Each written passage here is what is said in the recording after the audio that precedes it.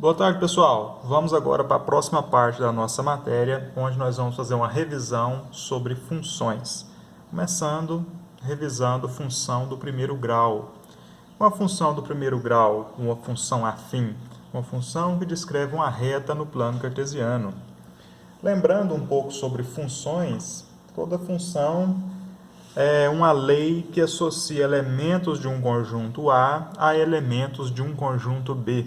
Cada elemento do conjunto A está associado a um elemento do conjunto B, segundo essa lei.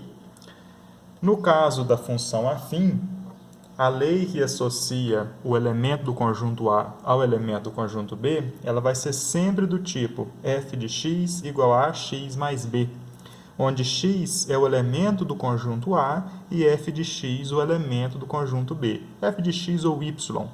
Ou seja, x é o valor que você insere na maquininha e y, ou f de x, é o valor que sai da maquininha, considerando aí que a função é uma máquina.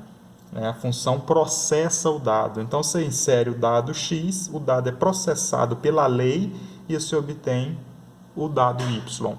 Então, uma lei, f de x é uma lei que associa um elemento x do conjunto A um elemento y do conjunto B.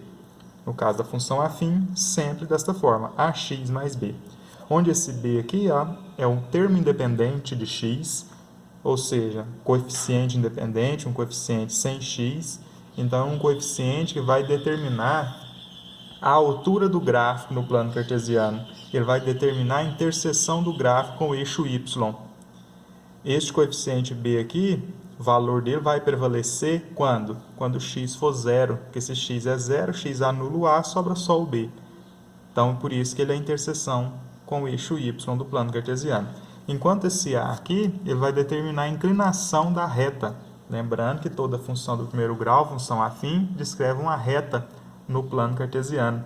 A inclinação dessa reta, se ela é mais acentuada, se ela é menos acentuada, é o a que vai indicar. O a é chamado de coeficiente angular, porque ele determina este ângulo aí de inclinação da reta, se ela é mais acentuada ou menos acentuada. Este valor de a aqui também determina se a reta vai ser crescente ou decrescente. Se o a for positivo, nós temos um gráfico crescente. Nós temos o aumento dos valores de y conforme o aumento dos valores de x. Então, se x aumenta, y aumenta também, se o a for positivo. Se esse a aqui for um valor negativo, menor do que zero, na medida que x aumenta, y diminui. Então, é uma função decrescente quando o a é negativo. Então, a indica isso aí, se a função é crescente ou decrescente, se a função desenha um gráfico mais inclinado ou menos inclinado no plano cartesiano. Enquanto b indica a interseção com o eixo y. Veja que se atribuirmos o valor zero para x, o que a gente tem? F de zero. Quando eu falo zero para x, eu estou falando f de zero, é o valor de x que eu estou dando. Então, se eu der o valor de zero para x, eu troco o x por zero. Se era f de x, fica f de zero. Lá onde era a vezes x, vai ficar a vezes zero mais b. Quer dizer, se eu falo que x é zero, onde for x lá na lei, lá na função, eu troco por zero.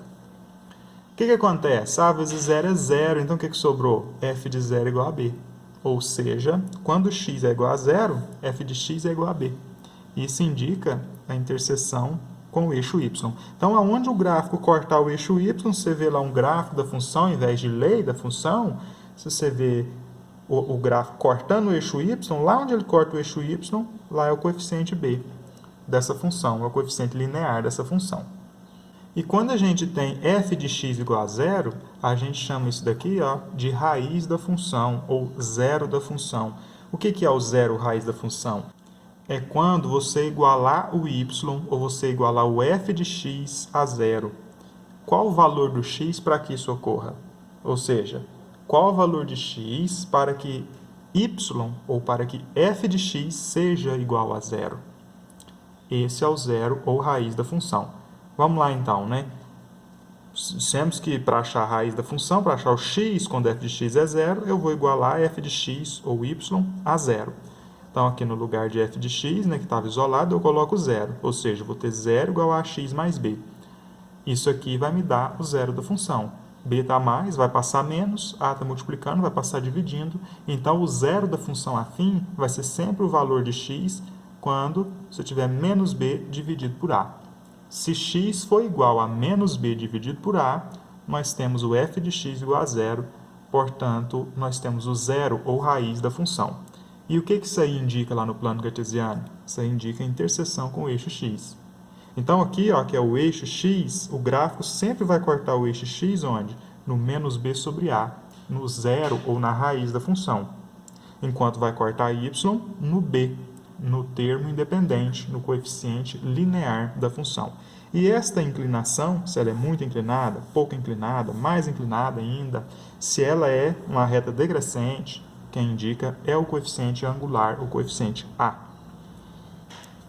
Observem o seguinte, o domínio da função está aqui, são os valores de x, é o eixo horizontal, o eixo das abscissas. Todos os números reais aqui no eixo das abscissas fazem parte do domínio da função. Qualquer número real pode ser o valor de x na função. Enquanto o contradomínio é o eixo y, são os valores de y obtidos depois de se inserir um x na função. Então, aqui é o contradomínio ou imagem da função. O contradomínio e a imagem é mesma coisa no caso da função afim, né? Todos os valores do contradomínio possuem correspondentes aqui, ó, no eixo x ou valores em a. Portanto, a imagem ou contradomínio da função está aqui no eixo y. Agora, veja bem, se eu tiver um valor negativo para x, ainda assim eu posso ter um resultado positivo para y, olha só, né? Se eu tiver um valor positivo para y, positivo, se esse gráfico intersectasse o eixo x aqui nesta região, eu teria um valor positivo para x e um negativo para y. Então, o valor de x não implica, o valor de x ser positivo ou negativo, não implica no sinal do valor de y. O valor de y, o valor do contradomínio, ele vai ter sinal positivo ou sinal negativo. A gente vai, para saber isso, a gente vai observar o zero da função. Qualquer valor de x maior do que menos b sobre a, ou seja, qualquer valor de x maior do que o zero da função, vai nos dar um y positivo acima da origem. Enquanto qualquer valor de x antes do menos b sobre a, qualquer valor de x antes do zero da função, vai nos dar um valor de y negativo. Então, se a gente for fazer uma análise aí dos sinais da função, o sinal vai ser positivo se o x for maior do que o zero da função. O sinal vai ser negativo se o x for menor do que o zero da função. Então, o y, ou o valor do domínio, vai ser positivo, maior do que zero, quando o x for maior do que o zero da função, menos b sobre a. E ele vai ser negativo se o x for menor do que o zero da função. E o y vai ser zero, ou seja, vai ocorrer a interseção com o eixo x, quando x for igual a menos b sobre a, quando x for o zero da função. Caso a gente tenha uma função determinada por uma lei, f de x igual a x mais b, o valor da função vai ser dado quando você troca x por um valor dado, faz a continha, acha o f de x. O zero da função vai ser dado quando você iguala a função a zero e acha o x para que a função seja igual a zero. Mas quando a gente tem um gráfico da função, como que a gente encontra esses coeficientes a e b para determinar a função? O coeficiente a vai ser encontrado fazendo o seguinte: você pega dois pontos do gráfico, dois pontos que pertencem à reta, ou seja, dois pontos que satisfazem a função, e pega o par ordenado xy de um desses pontos, o par ordenado xy de outro ponto. Vamos lá, neste ponto aqui tem o par ordenado xy, esse ponto aqui tem o par ordenado x0, y0.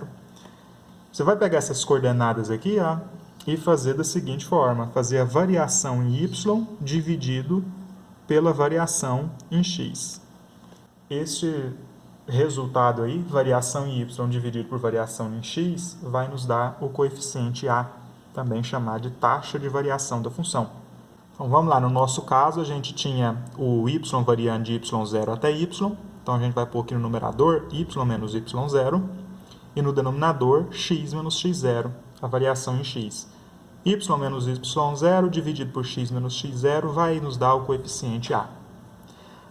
O coeficiente b, se a gente tiver uma interseção com o eixo y, uma interseção com o gráfico lá da função no eixo y, a gente tem o b, pronto já, de graça. Mas se não tiver essa interseção dada, a gente pode também substituir lá no y igual a x mais b, um dos pontos da reta, que tem um par ordenado y e x, né, na ordem x, y, a gente substitui esse y e esse x aqui pelas coordenadas deste ponto, ou seja, por este par ordenado, e substitui o a, que a gente já conheceu. Aí sobra só o b para a gente encontrar. A gente encontra o coeficiente b também. Vamos lá para um exemplo. Para f de x igual a 3x mais 1, determine, letra A, o coeficiente angular. O coeficiente angular é o número que multiplica o x, portanto, é o a igual a 3. Coeficiente linear é o número independente de x, portanto, b igual a 1. Se não aparecesse, era 0. Né? Se aparecesse só o x, aí o coeficiente angular era 1.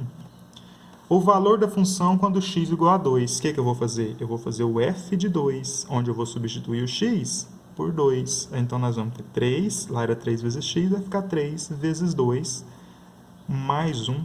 Então, o f de 2, que é 3 vezes 2, 6, mais 1, 7. Então, o valor do f de x quando x é 2 é o quê? É o f de 2, que é igual a 7. O zero da função, o que é o zero da função? É quando y é igual a 0, ou seja, quando eu pego a função aqui, ó, ax mais b igual a 0. Ou, no caso, 3x mais 1 igual a 0. Aí eu vou achar o zero da função. Vai ficar 3x é igual a 1 está positivo, passa para lá negativo, menos 1. Então, x é igual a menos 1 terço. Esse é o zero da função, menos 1 terço. Agora vamos fazer um estudo aqui dos sinais do contradomínio. Letra D. Para quais valores de x o contradomínio é positivo? E aí, para quais valores de x o contradomínio é positivo? Sempre que x for maior do que o zero da função, nós vamos ter um contradomínio positivo.